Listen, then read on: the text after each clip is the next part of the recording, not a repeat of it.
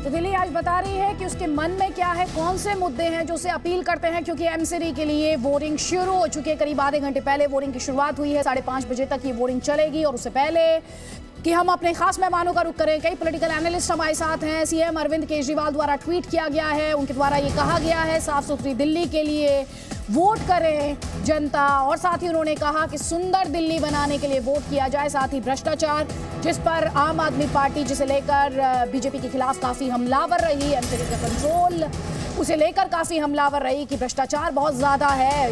अब अरविंद केजरीवाल ये कह रहे हैं कि भ्रष्टाचार मुक्त एमसीडी के लिए वोट करें।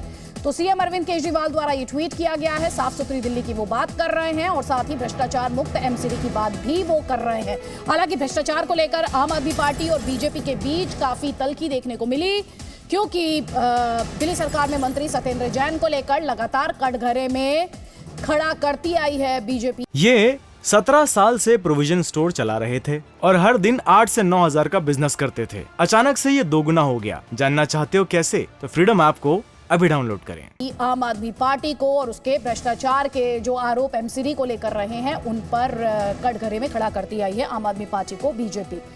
कई खास मेहमान हमारे साथ हैं। हमारे साथ सत्येंद्र त्रिपाठी जी हैं, सीनियर जर्नलिस्ट हैं, रॉय तपन भारती सीनियर जर्नलिस्ट हैं, राज बिहारी जी और प्रदीप कौशल जी दोनों ही सीनियर जर्नलिस्ट हैं। क्योंकि इलेक्शन भले ही एमसीडी के लिए हो रहा है और ये जानते हुए कि बदलाव के साथ हो रहा है। 2012 में एनडीएमसी, एसडीएमसी और ईडीएमसी हुआ करते थे, लेकिन अब 2022 में एमसीडी के तहत इन्हें रीयूनाइट कर दिया गया। रीयूनिफिकेशन हुआ डिलिमिटेशन एक्सरसाइज के बाद। 250 वार्ड्स अब जिनके लिए इस वक्त वोटिंग चल रही है।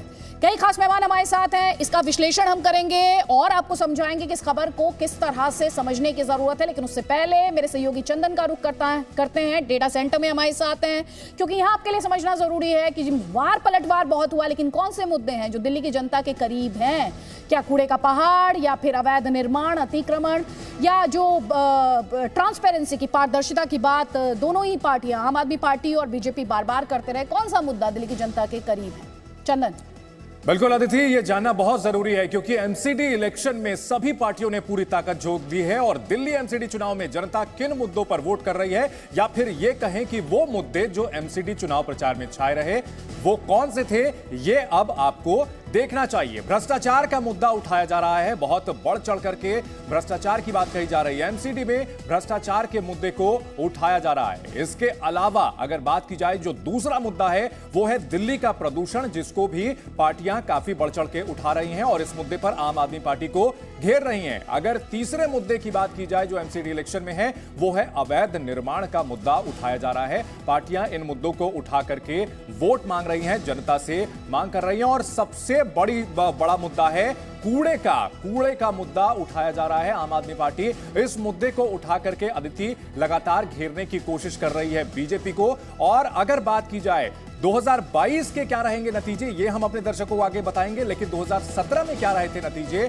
अपने दर्शकों को बताते हैं। साल 2017 के एमसीडी चुनाव में जब दिल्ली में 3 नगर निगम हुआ करते थे, उस वक्त के नतीजों को मिलाकर देखें तो बीजेपी का पलड़ा बाकी पार्टियों पर भारी नजर आता है। तब दिल्ली में कुल 272 वार्ड थे, इनमें 181 वार्ड पर बीजेपी जीती थी। आम आदमी पार्टी के पास 49 वार्ड आए थे और कांग्रेस सिर्फ 31 वार्ड ही जीत पाई थी। अन्य के खाते में 11 वार्ड गए थे।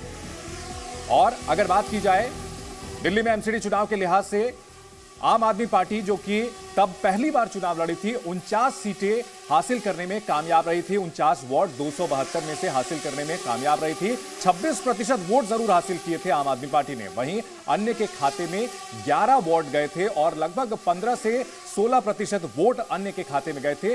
बीजेपी को कुल मिलाकर के 181 वार्ड मिले थे, सीटें मिली थी और बीजेपी का वोट प्रतिशत रहा था लगभग 36%। वहीं अगर बात करें कांग्रेस की, तो कांग्रेस पार्टी जो कि 2015 में करारी हार के बाद उसने अच्छा प्रदर्शन किया था, 8% वोट मिले थे 15 में, लेकिन 17 में जाकर 31 सीटें और साथ ही साथ हासिल की थी।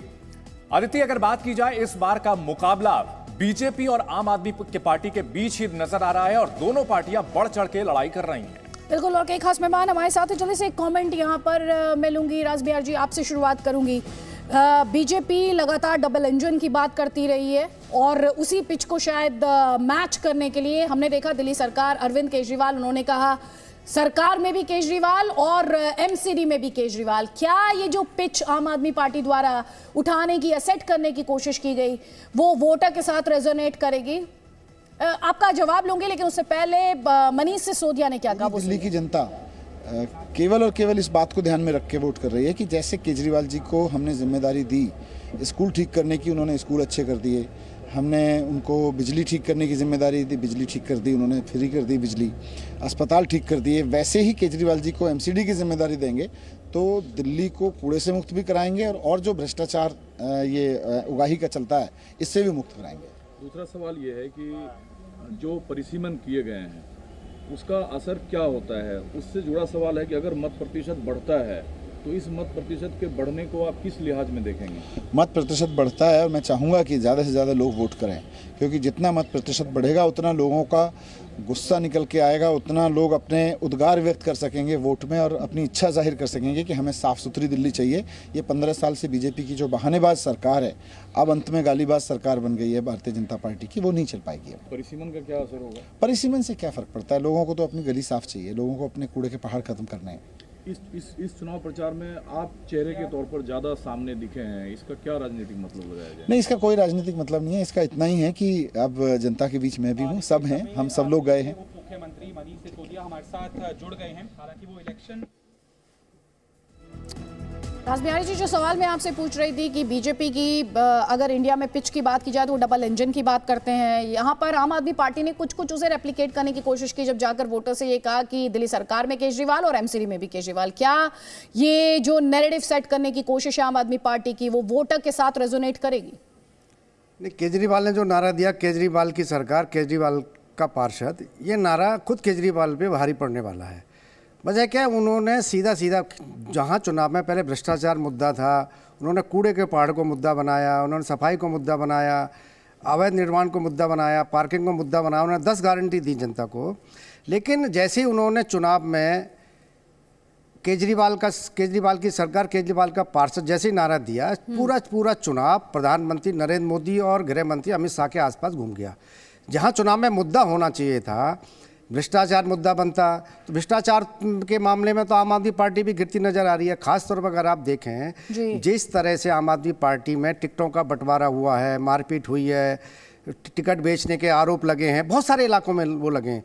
तो ज़्यादातर इलाकों में अगर हम देखें तो आम आदमी पार्टी का कैंडिडेट इसी बात पे उसी के लोग, उसी पार्टी के जो कार्यकर्ता हैं, जो समर्थक हैं, वो अपने कैंडिडेट को इसी बात पे घेर रहे हैं कि ये तो पैसा देकर टिकट लाया, ये हमारा क्या फ़ायदा करेगा।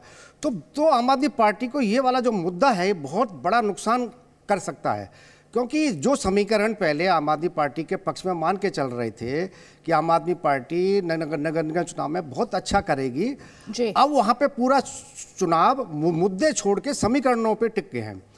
अब बीजेपी क्या करेगी, आम आदमी पार्टी का क्या होगा। अब कांग्रेस भी अच्छा करने लगी है, तो कांग्रेस कैंडिडेट अगर अच्छा कर रहे हैं तो उसका नुकसान किसको होगा? जाहिर है कि आम आदमी पार्टी को नुकसान होगा।